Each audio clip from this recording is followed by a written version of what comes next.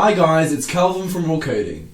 A new machine has been developed that can pick raspberries automatically from a bush. A company called Hall Hunter has developed a robot that can identify and pick raspberries straight from the bush.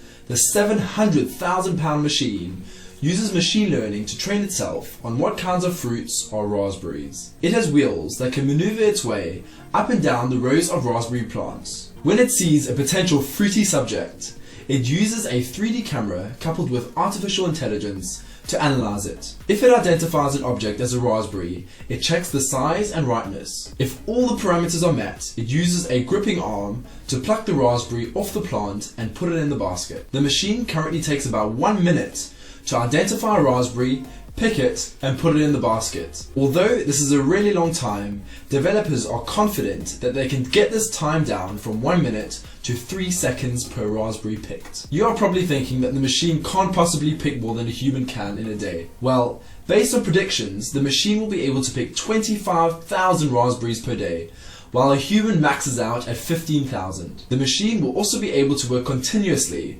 without any rest breaks. Even though it comes with a 700,000 pound price tag, companies such as Tesco and Marks & Spencer have already made pre-orders while trials continue. These companies say that they are investing into this tech as seasonal workers from Eastern Europe have diminished. However, I believe they are simply trying to automate their processes using machines, as it's way more cost effective in the long run, instead of employing us puny humans. This is definitely a case of machines taking over. The potential of this tech is huge.